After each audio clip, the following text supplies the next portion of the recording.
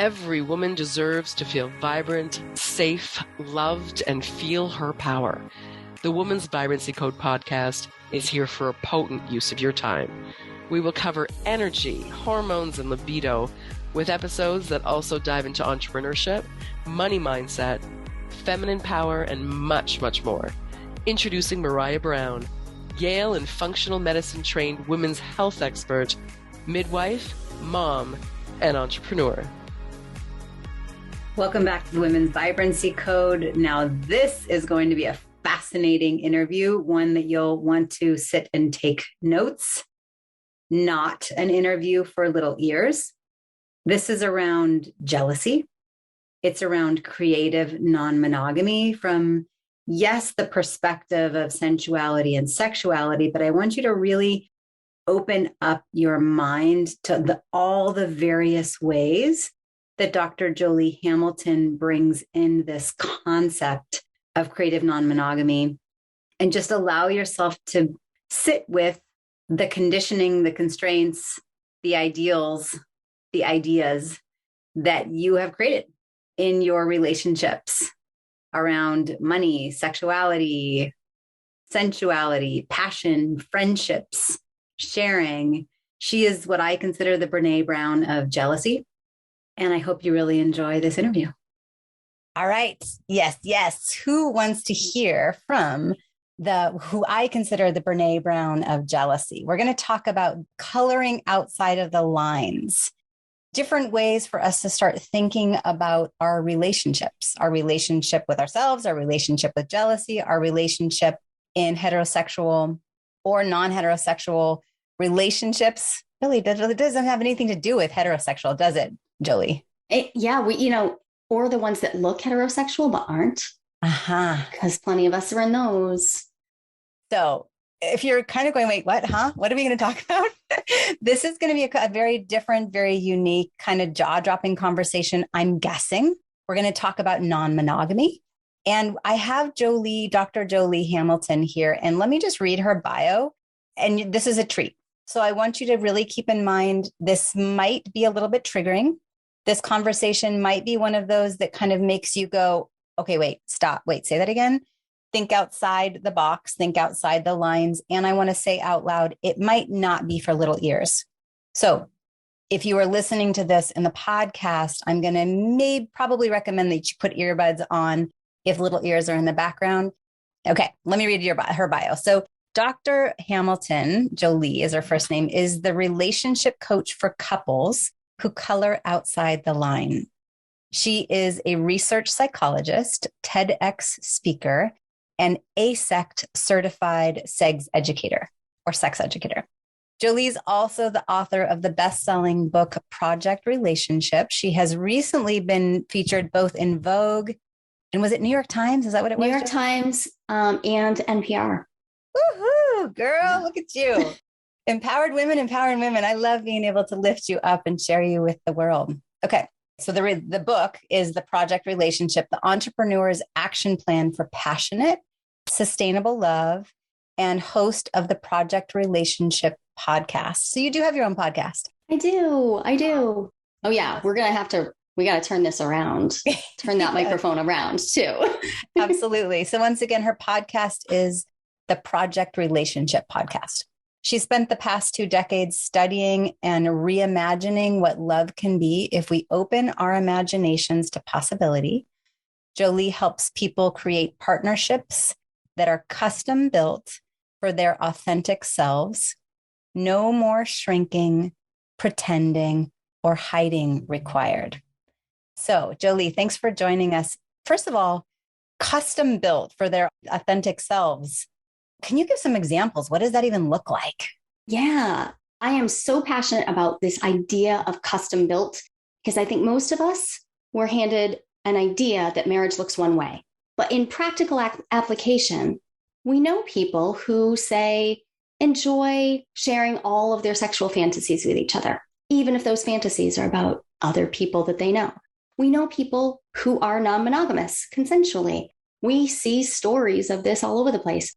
Custom built doesn't mean the extremes of anything. It doesn't mean that you are diving into the Jada and Will not like that end of the pool. What it means is that you get really intentional about where your relationship is expansive, where you are feeling comfortable and safe and secure to allow yourself and your partner to explore beyond your monogamy, and where you are absolutely clear where your boundaries are and where you are exclusive to each other. So maybe that's, for instance, in your finances. Maybe you're very clear. This is our house. These are our finances. And here are the boundaries of that. Whereas other people do share their finances. Other people do share their sexual experiences. So it can look like a lot of things to a lot of people. Fascinating. For those that are listening, help us lean in a little bit. You play a pretty significant role in teaching at the university level and teaching other professionals. Will you just kind of toot your own horn a little bit more and tell us a little bit about what your professional life even looks like? Yeah. Okay. So I have a diverse professional life, as I think many women enjoy, having multiple spoons to stir multiple pots. That's me.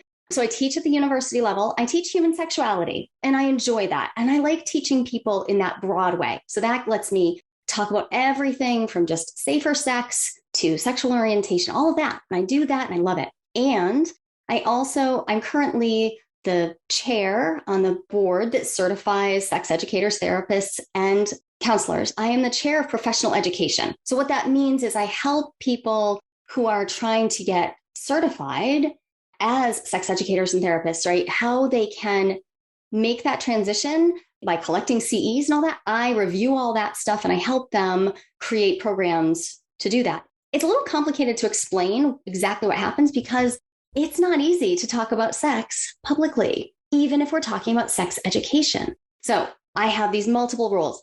I lead in a bunch of spaces. I teach inside of some schools that teach programs that let people transcend their first level training as therapists and educators, and then add on that sexuality piece.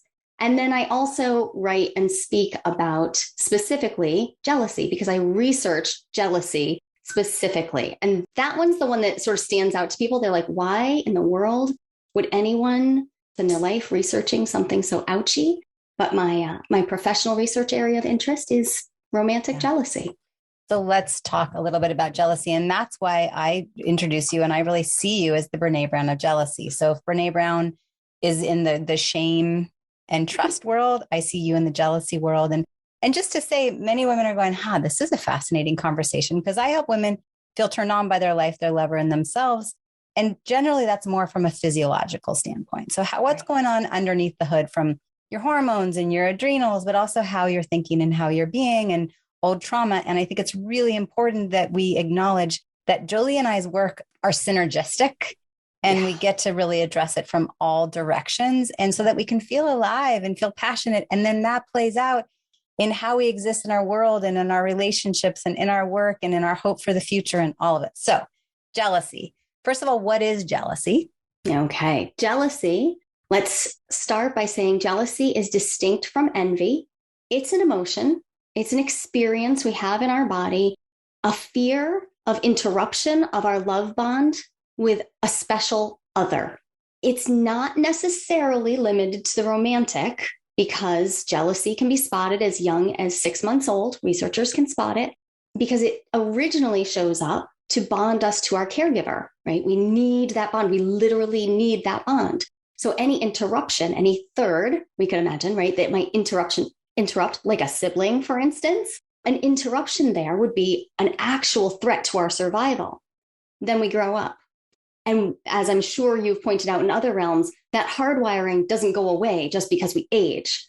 So that early jealousy, that fear of interruption of the love bond, it then enters our romantic world. So any place where we're feeling that fear of interruption or loss of our beloved's connection, that's jealousy. And it's separate from envy because envy is about wanting what someone else has. It's a dyadic problem. It can be about something that is either actually a personal. It could be about wanting something a person wants. It could be wanting their job. It could be wanting something they have. But it's different from jealousy because it's not about threes. So envy has its own set of issues. Jealousy is that triangular sensation. It's great that you're wearing a triangle necklace right now. I'm loving this, loving this. And when jealousy shows up, it tends to be archetypal, it tends to take us over, right? It sweeps us off our feet. So most people recognize jealousy in their body first. Mm-hmm.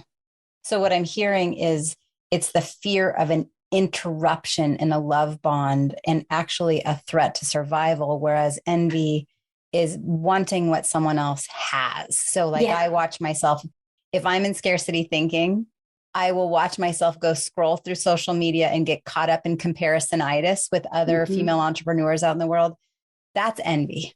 Yes, 100%. That's not jealousy. Jealousy is actual threat to they're going to intersect or affect a love bond that I have with someone else. Yes, an important relationship.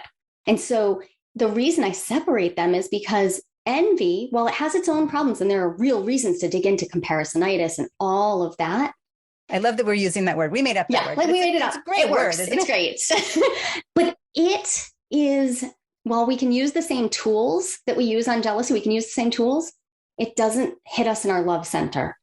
So it tends not to impact us in the same way in the bedroom. It tends to not impact us in the same way in that one special relationship that we have. Most people have one person that they are most bonded with. And in that case, the fear of an interruption can feel like a threat to survival. Even if you know logically it's not, it still feels like it. So that's why I like to peel these two apart.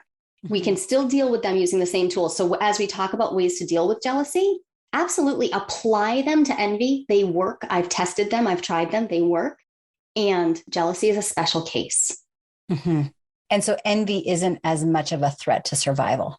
Yeah. Envy it's a threat to that. Like it gets you into scarcity mindset. So in some ways, so I trained as a Jungian psychologist. So I take the unconscious really seriously. In some ways, envy is terrible because you're saying, I'm not enough. Like, I don't have this, so I'm not enough. I'm putting myself in that scarcity place. That's not good.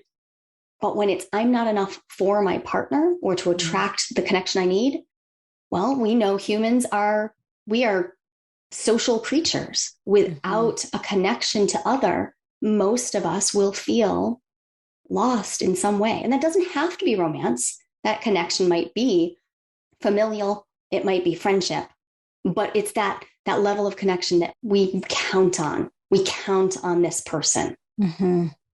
And so if someone is leaning and saying, okay, yeah, I definitely can acknowledge places in my intimate relationships, maybe with my husband, my wife, my best friend, mother-daughter connection, where I can see moments where it feels like a threat.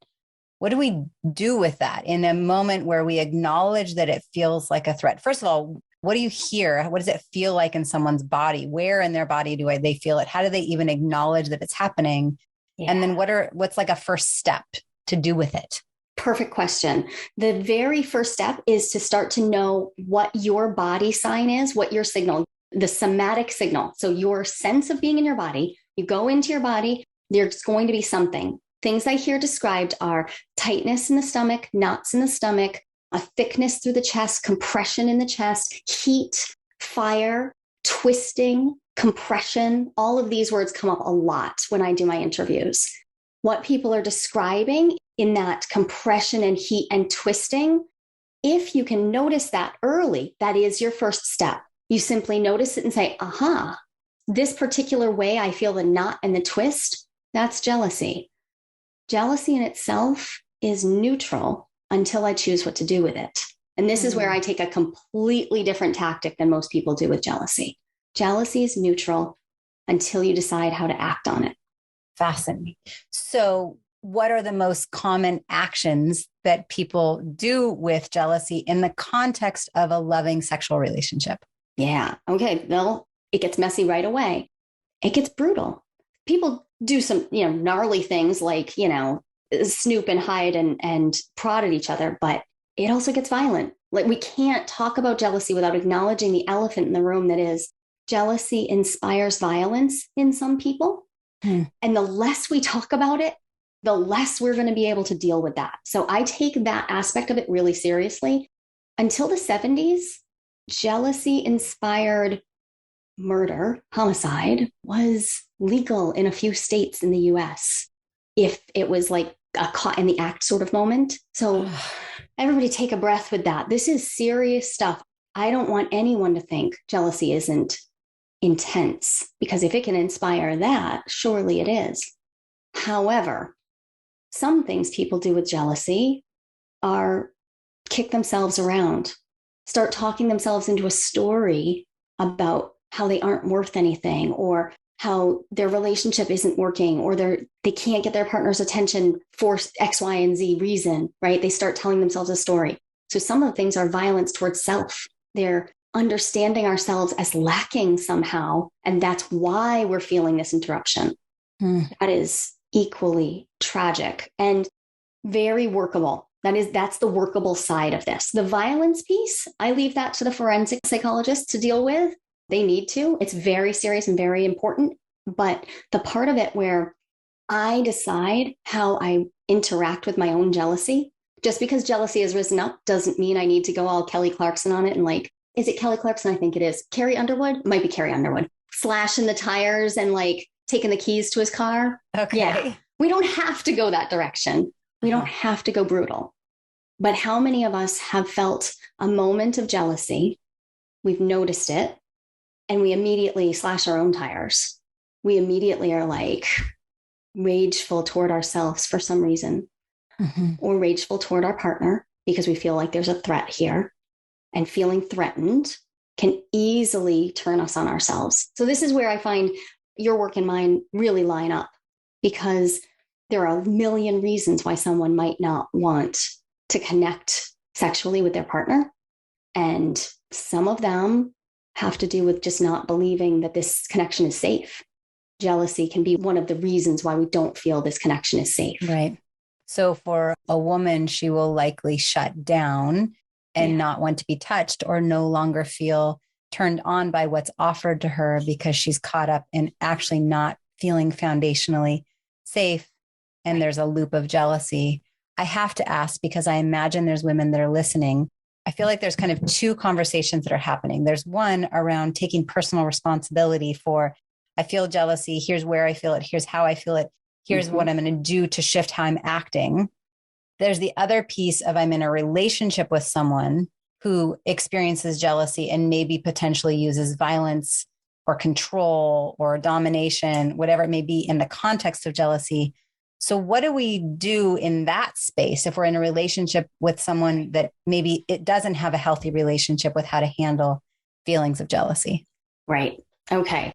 When jealousy comes up, and this isn't just a gender split, some people go to a violent response. And if that's violence, no matter where it is on the violence spectrum, we do have to prioritize safety. We do have to find ways to deal with the reality that jealousy can inspire that level of lack of safety. So if you are in a relationship where your partner can't behave with calm, moving towards moments, it is already time to get intervention from a therapist. It is already time. You don't need to wait another moment to seek out a skilled therapist to help you intervene and see if this can be shifted, to see if, because they have to take responsibility for their stuff. And then there's a subtle layer under here, right? Actions often underlie all of this. Most people feel jealousy come up because they see something or they hear something that makes it feel like there's going to be that interruption, right? They feel it, and that feels like it's happening to us. Some partners will even try to inspire jealousy in each other, right? Like attempt to, because it's a way of getting attention. It's a way of getting like proof, right? Proof that they're interested. Because in fact, what jealousy is best at is showing us what we care about. In its most benign form, when we feel jealous, we would simply say, oh, I care about this. Okay, great. Now let me use all of my other tools to deal with it. Let me make sure I have great relationship agreements, that I know how to self-regulate, that we know how to co-regulate, and that we understand what we're doing here. Do we even, can we talk about this? Can I talk about feeling jealous? But if we right away, when jealousy comes up, if we go straight to, I feel jealous, so that person needs to change their behavior. Like we lose something there. We lose our own sense of ownership, autonomy, agency in our life. And I can see how, like you said earlier, jealousy plays out in so many different ways. I mean, right now, I brought my husband home this past July as the stay-at-home dad and CFO. And there's moments where I feel jealous of all the time he's having with our children. And it feels almost like a threat to my relationship with my children. And yet here I am doing what I love to do. So I imagine there's jealousy in money, there's jealousy in relationships, there's jealousy in time. Our partner is working out and staying fit, and we're feeling like our body is getting more frumpy. There must be moments of jealousy there. It's a constant onslaught in that relationship. Yeah. Yes. Well, you just gave us a great moment to sort jealousy from envy. So like when your partner's working out and they're having a great experience of like their body's just responding beautifully to it, because sometimes it just does. And you're not, that would be envy. I'd put that over there. But if they're working out and they're spending time with a lot of people who you feel they might be attracted to, and now you're seeing like there might be, now not only am I feeling the envy of their bodies responding well to this workout, but also our love bond might be interrupted. Now I've got jealousy and envy present. Or like you said with the kids, like, how does this impact my role as their mother? And these things they are all happening at the same time. So it's not as though our emotions like are a binary, like, oh, we can only have one at a time. Oh, wouldn't life be simple? In fact, jealousy itself is made of other emotions. It's a complex emotion. It's not just one thing. It's fear, anger, sadness, grief, anxiety. It's all these things. Mm-hmm. Always going to be complicated. So now you've been diving in and really studying jealousy. And then your work went from jealousy into this concept of creative non-monogamy. Yeah. And when I first read that, my jaw dropped. Like, wait, is that even what is that? So how did your work transition into being in this space of creative non-monogamy? And it must be a real thing. There must be couples out there that probably secretly reach out to you and kind of go, what does this look like? So can you just tell in story form, tell us a little bit about how did that come about? Yeah. So I work with non-monogamy, and I want to get really clear, consensual non-monogamy, like people who are agreeing to do this together. They're agreeing to non-monogamy, not people who are breaking their agreements. I work with consensual non-monogamists or people who wish to become them because I am one. So I am non-monogamous, and that didn't start well. It went badly at the beginning. I first left my monogamous marriage and entered a non-monogamous arrangement and did literally everything wrong.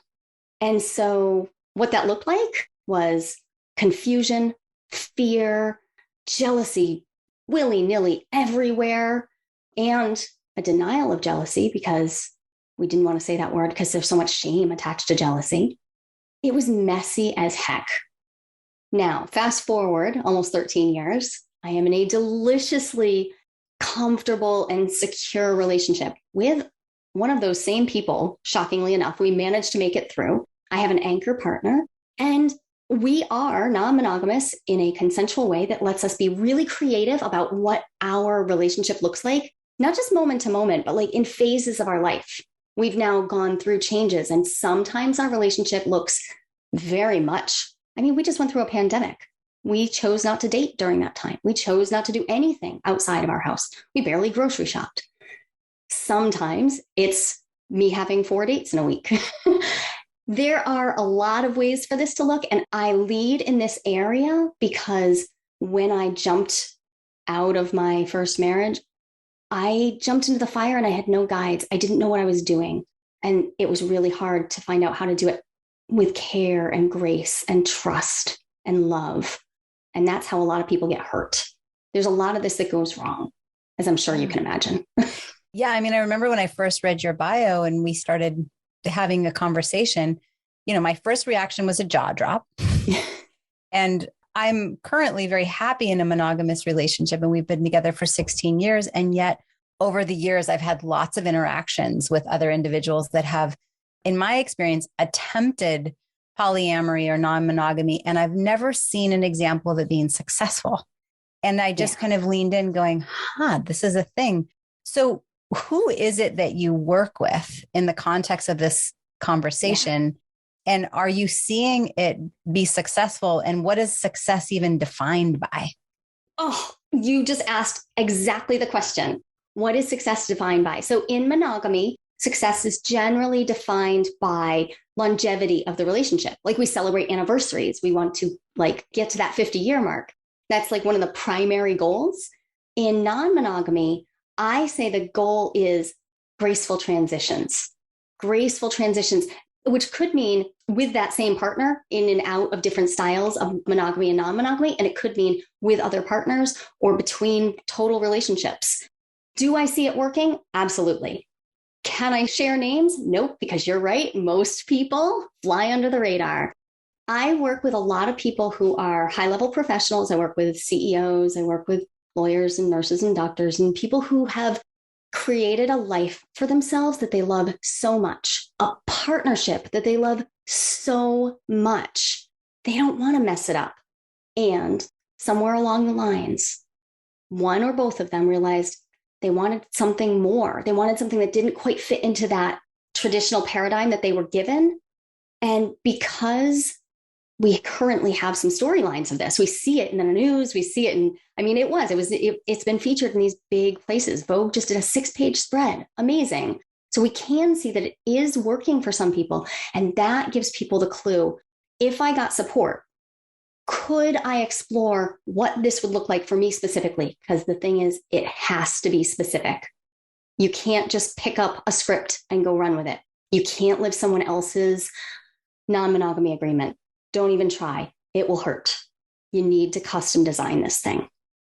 Mm-hmm. And it seems like we have to step back and really look at our cultural, religious, familial conditioning. Like I remember in our first conversation, I right away reminisced about my time in Thailand. I spent 2 months there. And this conversation is in a completely different universe. Right. And here I am, born and raised in the United States. And, I imagine many of the people listening to this, you're all over the world, but in English-speaking countries where we have a general trend in ideals of what's right and wrong. And this really kind of pushes us outside the box to kind of reevaluate, well, where did my idea around jealousy? Where did my idea around monogamy? Where did my idea around the expectations come from? And is this serving me? Yeah. Is it serving me? Did I intentionally choose it? Because monogamy works great for so many people. Go for it. I am pro monogamy and I'm pro non-monogamy. I am relationship agnostic. I want people to design the relationship that will work for them and then allow themselves to renegotiate over the course of a relationship. Yeah. Which if we don't do that, we know there's trouble. You must see that every single day. Well, what I see is relationships that have almost died. Like women come to me saying they've lost passion, they've lost their libido, relationships where they're arguing more than they're flirting, they're passing in the night. And of course, then they feel less inspired and they're just kind of going through their day. Yeah. The other piece is in the midst of this conversation, when I let myself just kind of drop and play around with the idea of what would that look like in my relationship, the first place that I go is I have a visceral jealousy response. Yeah. Like I go, there's no way. I cannot imagine. I've been with my husband for 16 years. I feel like we are really, in our scenario, very happy, healthy. And I think I would be so exceptionally jealous if there was ever the possibility of someone else in the mix. And I so respect that self-awareness. That is awesome. And let me add this in. Do you have any other friends? You do, lots right? of them. Yeah. Right? Lots of them, right? Yeah. Does he have other friends? Yes. Do you do activities with those friends? Absolutely. If sex was one of those activities, is that the deal breaker? Yes. Right? So somehow what we decided at some point in our general cultural milieu about what monogamy is, we decided it's sexual exclusivity. Now I have a follow-up question. What is sex? Like, how do you know when you're having sex? For me, I think it's more around sensual sexual exchange. Me too. Like an erotic exchange, Yeah, it's overlapping. It's not necessarily like the physiology of intercourse. Yeah. It's more around that sensual sexual exchange. Even I think for me, even kissing, for me, if I knew that there had been another individual and they had passionate kissing, I would feel exceptionally jealous. Right. Okay, cool. Identified. Now, what if you wanted to travel with a girlfriend and just like, you just want to go on a trip? You want to go like what I'm doing Hawaii. Next Wednesday? Yeah. Okay. Right. And I'm going to be gone for 9 days in Florida and Puerto Rico with a bunch of girlfriends. And there you go. And you might even go sit, just two of you might go wind up finding yourself sitting at an outdoor restaurant with candles on the table. Mm-hmm. Now, where's that in your monogamy agreement? And I'm guessing Absolutely. It's like totally cool. What? Why? Right. What's the problem even?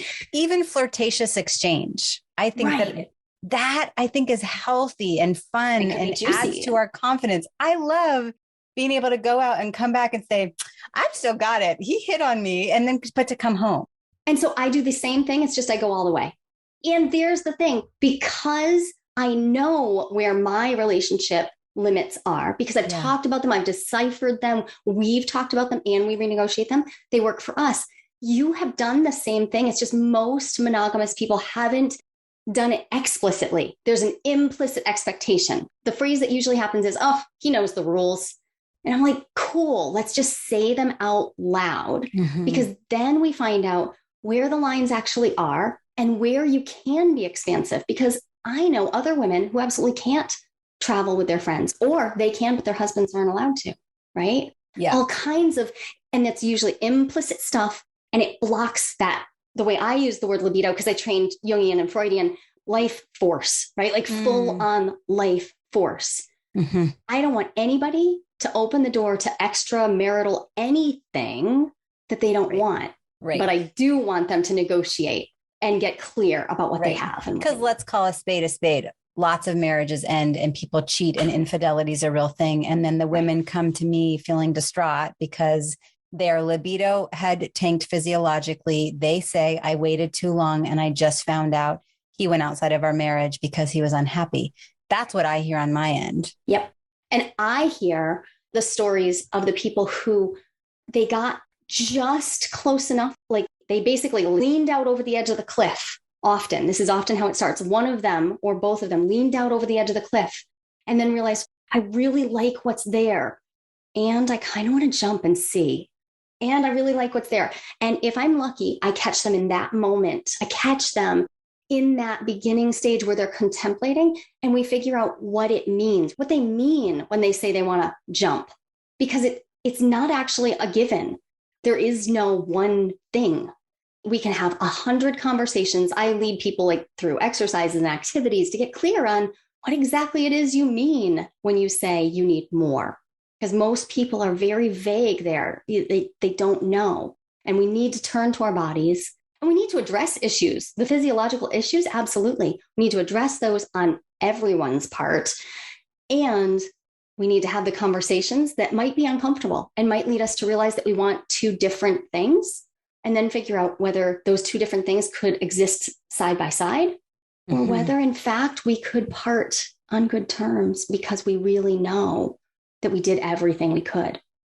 Yeah, this is so good. It makes me, I'm reminiscing at a time when I remember feeling trapped in my body, trapped in my life, and trapped in my marriage. And I didn't know what to do with it. And where I started was starting to actually prioritize myself and prioritize what I wanted. And I always say no permission needed. And that meant doing something that I love to do. And that meant giving myself me time outside of being a mom and a wife, and taking personal responsibility. And thank goodness I can look back now 6-7 years later, and that worked for our marriage. It worked for our household. It worked for my happiness. Yeah. And so for someone who is listening to this and leaning in going, okay. At first, maybe there was this, I don't want to listen to this conversation. And now maybe, maybe I can lean in and be kind of open to, what does this look like for me? So what kind of couple might consider, I hear you say, an individuation relationship? Yeah. Okay. This is because I trained Jungian, Carl Jung's work. He talks about individuation. Individuation is just the process of becoming the most you version of you possible, right? So I think that's what most people who have gotten a little consciousness, that's what they're going for. If you want an individuation relationship, then you're going to want to lean into the conversations and the explorations, the actual experiments that are, how do we find out who we are, both individually and together? And how do we allow our difference to be the very thing that creates the strength of who we are together? I am a big fan of differentiation, a big fan. Individuation is not what everybody wants out of their life, though. And I just want to make space for that. People who are comfortable where they are and they don't want to stretch right now, I hear that. Like, we just came out of a lot of pandemic. We just came out of a lot, and we're still in a lot. And if this feels just so stressful to you, I want to be clear that I don't think there's something better about any of this, about individuation, about a non-monogamous relationship, or even just reaching consciousness at this particular moment. You're where you are, and that's great. But I do want people to know that this possibility exists if and when it becomes time for them to know about it. And can non-monogamy be outside of the context of a sexual, passionate relationship? Are there other ways in which non-monogamy shows up? Definitely. So this is where I use the phrase creative monogamy that you started with. Yeah. Creative monogamy is what I like to call somebody who has decided that there is exclusivity, and it's often around the sexual piece. They're like very clear on that. We are going to be sexually monogamous. And then we start exploring. Are we financially monogamous? Are we friendship monogamous? And there's one where usually people are like, oh, no, I definitely want to have more friends than just you. Are we childbearing monogamous? I have seen people choose to have partners that they have friends with who they are not married to, right? Like that, even that is on the table. So non-monogamy is about a lot of things, because if you just think about breaking down the word, mono itself, just apply that. Where do you want to be exclusive? And separate it out from the gamy, which means marriage, right? Like if we just think about where do we want to be exclusive versus where do we want to be expansive, queer platonic friendships that are so deep, just as deep as a marriage, that exists. And that doesn't have anything to do with sex, right? There's so many ways for this to play out. I guess then getting an egg donor or a sperm donor in some way is non-monogamy. I have seen people, in fact, I dated someone for a while who spoke about how she conceived her child, like they used a donor, and how they had like another family involved because of that. And it was a known donor, and so they have siblings sort of. And yeah, in some ways that's this expansiveness of what will our family look like? What will our day-to-day building a life with each other look like? And when we look at the data, the latest U.gov study that I saw said that Gen Z is looking about 40% to, we don't know, but we know we're not going to do just one thing. 40%. So even if you're not interested for yourself, you could look forward at your kids and say, well, maybe I should at least just understand the lingo and be comfortable with the idea that there's not just one way. It could go lots of ways. So fascinating. Such a fascinating conversation. Okay. I'm aware of time. I'm wondering, for the individuals who just want one single conversation to reignite the passion in their relationship, where do you recommend they start? Oh, that one conversation. We actually started it here. I think the one conversation you can have is, what is sex? What is sex, really? And this is, I put it together in a guide. People can grab it from me. It's my What is Sex conversation guide, because if you have the conversation about what sex is, now, Maraya, you were able to like really quickly sort of dive into, oh, it's about sensual exchange, and you got there fast. You went 7 layers deep really quick. Most people, that conversation really needs to be guided. They need a little bit more hand-holding, because talking about sex either brings up old wounds, or they just don't have the vocabulary for it. So, it's just such a juicy conversation. I've seen people have this conversation after 20 years of marriage and like reinvent everything, because it turns out they are having sex. They just didn't know it because they were thinking that old school penis and vagina version. And there's so much more to it than that. Yeah, absolutely. And it also, Allison Armstrong, do you know that name? Yeah. So I interviewed Allison. She's also here on the podcast. And I love what she says about sex in the context of providing versus wanting. Yes. To be able to start shifting how we have the conversation. Right. And what does it provide for us? Yeah. And what different kinds of touch and different times of day and different scenarios, how that provides something very different for us. And the joy of, it's making me think of the wheel of consent and the work around, what about the joy of giving, right? What about the joy of asking if I can give, right? Like wanting to be the giver and that being my source of pleasure. And many women that I work with are like, they're just so done and touched out on that phrase kind of jangles their brain. But I've met many men who introduced to that idea that they might want to shift their language so that they start from a give first. Like, well, I want to give you this. And would you allow me to give you this? So now we have a different conversation again. Okay. So for those that are listening, some might be saying, I know that right now my sexual monogamy works for me. And maybe it's time to open up my way of thinking around other areas of our relationships with various loving people, to just open up the context of how we create constraints around it. There might be others that are listening and leaning in and going, oh my gosh, this is exactly what I've been kind of secretly hoping to find. And I didn't even know it was a thing. I didn't know that there was someone out there that could support me and my wife or husband or partner or lover as we're trying to navigate this lovingly and still stay together. Yeah. Your Instagram page is in the description. We have LinkedIn, we have Facebook. I don't necessarily have a website. And I see that there's a coupon code, Maraya. Where do people start out by reaching out to you? How do they reach out to you? How did they get your free download around this conversation? Yeah. Where does someone start? Okay, start here. Go to listentojoli.com, listen to Joli, Joli, and just grab the conversation guide. It also has my jealousy guide built. It's in there too. So if any part of this conversation got you, just grab it because there's something for you. And then if you're looking for a guide now, I really would just encourage people to go straight to Talk to Joli, because I want to be in conversation with people who are thinking, oh, yeah, this has been my secret and I had no idea where to turn. I didn't even want to bring this to my therapist because it feels too big, too scary. Go to talktojoli.com and connect with me there. Tell me Maraya sent you.